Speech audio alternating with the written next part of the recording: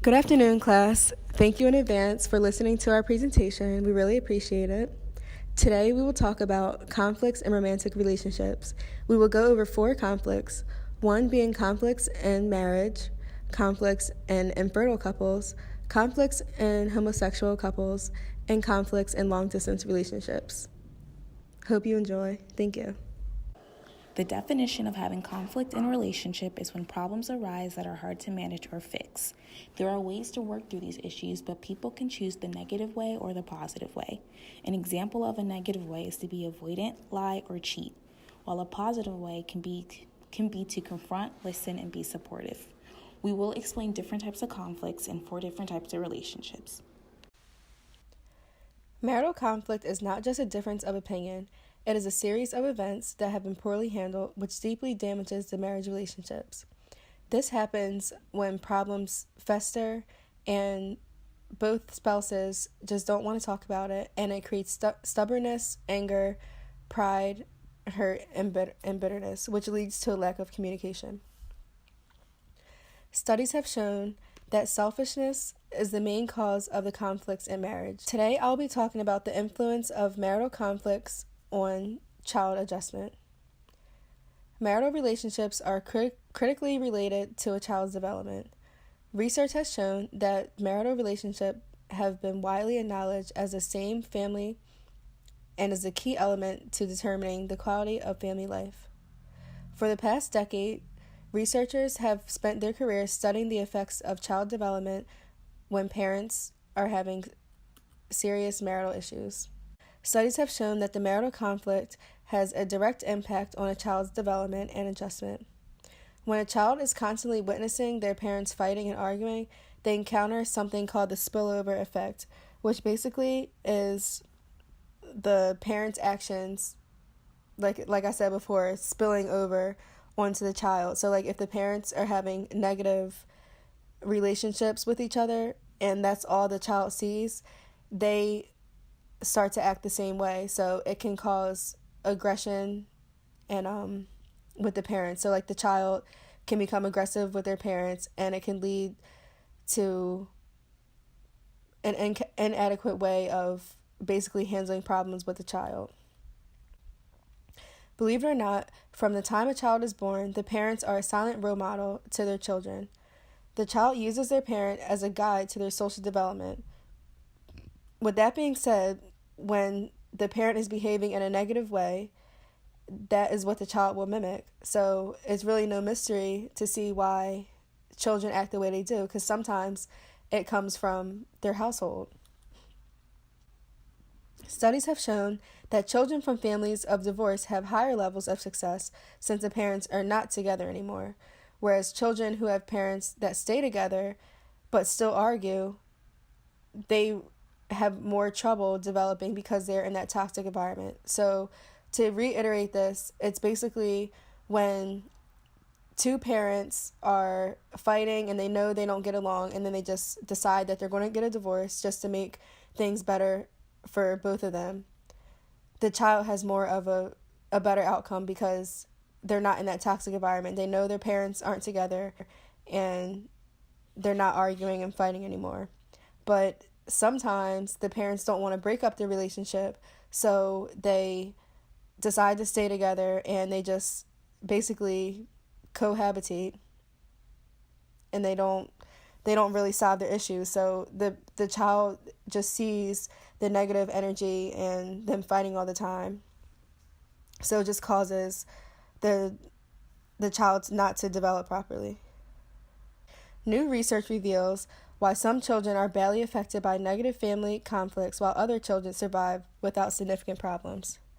Researchers found that when children understand the conflicts between their parents, they have a different effect on their emotional and behavioral problems. So this is basically like when the parents explain to the child like what's going on, and they have a better understanding of why things are the way it is instead of just like guessing, because that can cause the child to have like self-blame. So when the parent like sits down and explains, okay, like me and your father are not speaking anymore, or like not speaking anymore, but we're just not getting along, and they understand. They're not like guessing like what's going on, because that can be confusing to the child as well. Studies have shown that more children are exposed to conflict, the more likely they are to show distressed and disturbed behavior. Marital conflict has many effects on children, such as aggressiveness disorder, antisocial behavior, depression, anxiety, withdrawal, social and peer problems, and also internalizing their feelings. Marital conflict in child development. Studies have shown that when there is an excessive amount of aggression between each spouse, the child is more likely to have emotional problems. In this research that I read through the peer-reviewed articles, 27% of children from battered homes struggle with emotional distress compared to 8% of children from nonviolent homes.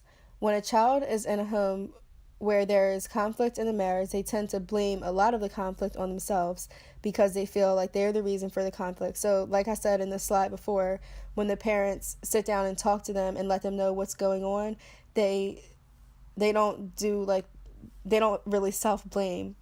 So that's why it's good, like, when something is going on, to talk to their children. But on the bright side, research has shown that when children have conflict in their home, they can use coping strategies that will help them later in life with their own conflict. Below is a link to a YouTube video. It is called Voice of the Child of Divorce, and it's basically explains how divorce affects a child from their point of view. Enjoy. Conflict in long-distance relationships. So conflicts in long-distance relationships causes lower anxiety, depression, and fatigue, subscale scores, and better diet/exercise behaviors. Most stress levels just because there's more stress levels just because they cannot see each other.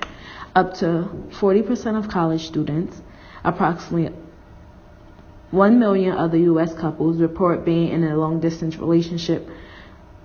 Ordinary career commuter couple.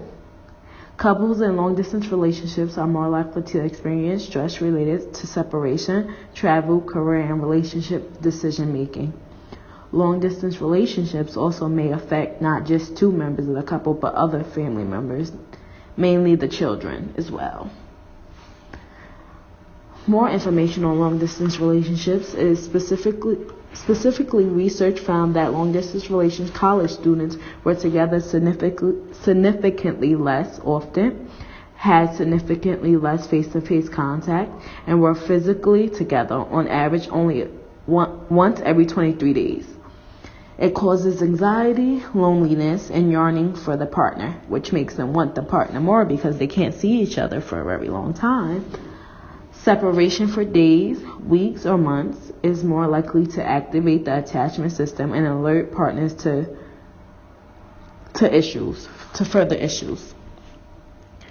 Communication is the foremost best thing for a long-distance relationship, because I feel like their communication and their bond will always be there for each other than closer relationships, because closer relationships you can see each other more, so you don't really communicate more. Which with long-distance relationships, you communicate a lot more because you don't see each other for a very long time, and which makes them grow and have a better bond with each other. In long-distance relationships, when stressed, the anxiety may obsess about the partner's physical absence, thereby increasing their negativity, which this might cause them to become increasingly demanding, thereby lowering any positive behaviors. Attachment refers to the strong emotion bonding and felt security in important romantic relationships. So I have a chart where it says how I spend my day. So the red is showing where it says missing you, which is very, very big. And then it's a yellow that says working, which is a little big. Then it's sleeping, and then it goes down a day, which is texting you and eating.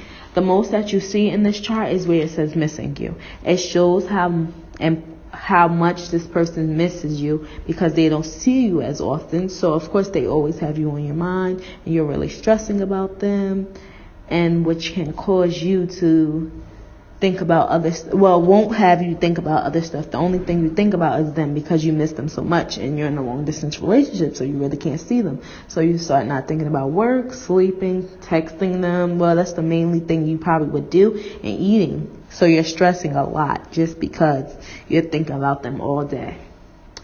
So this next thing I have here is the stages of a long distance relationship. In the video, it just shows the stages of what happens in a long distance relationship and what they go through as well, and which can cause them to.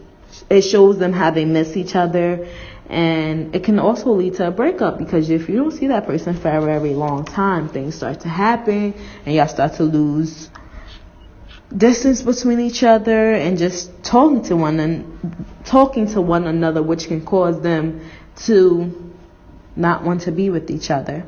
So those are just some things and statistics that I found on the conflicts in long distance relationship, and that would be it. Conflict in infertile couples. Experience of infertility that some have referred to as infertility crisis is associated with physical, economic, psychological, and social stress that will affect all aspects of people's lives. This event is considered as a serious stress in life and imposes a severe psychological trauma on the couples. Infertility is defined as inability to have children after 1 year of regular sexual activity without using contraceptive methods. Infertility is a common problem, and according to the World Health Organization in 2013, 1 per 4 couples is infertile. Sexual relations is an important goal of forming a family, and failure to reach this goal is one of the causes of a crisis and problems between couples. Marital satisfaction refers to how the sexual partner's expectations from each other are met. On this slide, you see the data showing sexual problems with males/females and infertility. And the Mann-Whitney test results, you see that the results show no significant difference between fertile and infertile women in terms of total score of sexual problems. However, some researchers believe that there has to be a relationship between infertility and sexual problems of women, and that infertility is bound to be associated with reduced sexual activity. From present research, the reasoning for no impact on infertile women's sexual problems is explained as infertile women tend to be more vulnerable than infertile men. This makes infertile women delay accepting their fertility and have a continued hope of their fertility increasing. For men, the research showed that infertile men had more sexual problems compared to fertile men. In infertile men, there is probably too much psychological stress and force to have sexual relations around ovulation, and this has a negative impact on their sexual function and causes more sexual problems than there are with fertile men. Also, infertility rapidly, decisively, and comprehensively challenges the men and catches them in the crisis. Infertile men are faced with 2 major lacks. 1, being incapable of fertility, and 2, losing male authority. These 2 lacks lead to more vulnerability and sexual problems for these men. Infertility can be a frustrating issue for couples, not only because of the inability to get pregnant, but also because of the emotional stress it puts on a relationship. Sometimes trying to start a family can end up ruining a family. Couples who don't have a baby after fertility treatments are 3 times more likely to get a divorce or break up than those who do conceive. There are other factors that contribute to the strain and stress on infertile couples, which are medication side effects, financial concerns, and uncertainty about treatment outcomes. With medication effects, the medication used to treat infertility can cause a range of psychological side effects. The estrogen drug Clomifene, commonly prescribed to boost ovulation, can cause disrupted sleep, anxiety, irritability, and mood swings. Some other drugs can lead to depression and disrupted thought processes. With financial concerns, infertility treatments can be extremely costly. In the U.S., the average cost is around $8,000 for a cycle of IVF and around $3,000 to $5,000 for the fertility drugs required for each cycle. Among individuals who cannot afford these costs or are not covered by insurance. Not having access to treatment can contribute to feelings of hopelessness and helplessness. With uncertainty about the treatment outcomes, generally, treatment interventions are effective in about half of the cases, although the likelihood of success decreases with increasing age. Patients who learn that treatment has been successful may feel overjoyed, but they may also need to familiarize themselves with the new roles and pressure that they will face. Some women may have experienced miscarriages before and feel anxious about whether they will be able to carry the pregnancy to term. If a treatment fails, a couple may be overwhelmed with distress and grief, especially among individuals in the Western countries, where the cultural assumptions tend to be that the hard work and persistence always leads to achievement and success. It can also be difficult for couples to know when they should stop the treatment. Often, one partner will want to cease treatment before the other partner does, which can put a strain on the relationship. And as noted in the book, there could be tons of avoidance that happens during this period. Many patients eventually have to come to terms with making a transition from wanting their own children to accepting that this is no longer possible and that the only remaining options are adoption or facing not having a child. Down below, you will find a clip from the Pixar movie called Up, and you'll see that the couple has to deal with infertility. In the beginning of the video, you will notice how happy the couple is and how much they're getting along and they have great communication. But then towards the end of the video, you're going to see that unfortunately this couple is unable to conceive. This puts a strain on their relationship, and the wife becomes very distant towards the husband. And even though at the end of the clip, the husband does get to the wife and they end up being happier towards the end, this unfortunately does not happen in a lot of other couples. The couples will continue to stay distant and avoidant and not discuss the problem. Okay, now we will segue into the conflict in homosexual relationships. This video basically describes the norm of society when it comes to relationships. One is likely to see a man and a woman together. However, many relationships in our culture are socialized in a way that makes them feel like it is not okay or is not appropriately masculine to express their feelings for someone of the same sex. Okay, so I'll focus more on the sexual satisfaction side of homosexual relationships, because aside from society sort of degrading one, making them feel like they're not normal for dating someone of the same sex, I wanted to focus more on the sexual intimacy homosexual relationship kind of brings. So in a comprehensive study of sexual satisfaction, it surveyed nearly 7,000 individuals representing a range of sexual identities from heterosexual, lesbian, gay, and bisexual. They found that individuals in committed relationships did not differ in emotional satisfaction or sexual satisfaction, regardless of sexual identity. However, with casual sexual relationships, sexual identity did influence levels of emotional satisfaction. Studies suggest that cohabiting same-gender and different-gender couples were more alike than different. Nonetheless, compared with women, men experience all relationship contexts as more sexually and emotionally satisfying, with the only exception being for sex in a committed unmarried relationship. Lesbians reported the lowest levels of emotional satisfaction and sexual satisfaction within the context of casual sexual relationships. Gay men, however, expressed the most emotional satisfaction and sexual satisfaction with casual sex. Now, just some statistics on homosexual relationships. It is said that same-gender couples, regardless of civil union status, were more satisfied with their relationships than married heterosexual couples.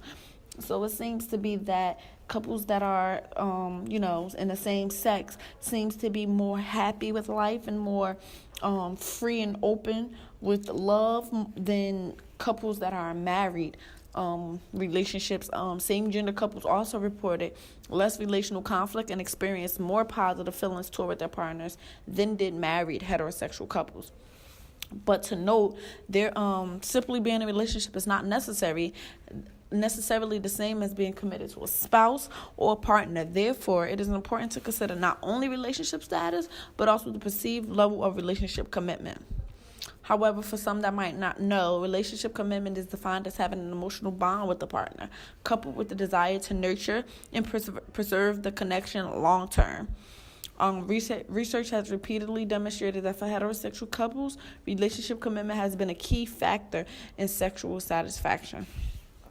Okay, so masculine versus feminism. I think this slide is very important to talk about when considering homosexual relationships, because this plays actually a major role in it. Same-sex men, they tend to lack masculine traits and pick up more feminism characteristics that would kind of separate a gay person more so from a straight person.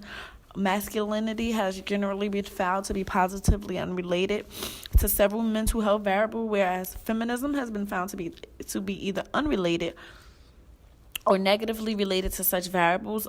Excessively rigid adherence to traditional masculine and feminism often leads men and women to negative psychological states in which deeply ingrained gender role prescriptions may result in detrimental consequences for the individual or others and contribute to the development of gender role conflict. Typically, individuals with the most rigid gender role stereotypes tend to suffer from gender role conflict along for its related dimensions, all reflective of discrepancies between their actual and socially prescribed gender role self. So here we see like masculine characteristics tend to pick up more of ego strength and low self-esteem, whereas feminism is not a significant predator for same-sex men who tend to be dating in a relationship.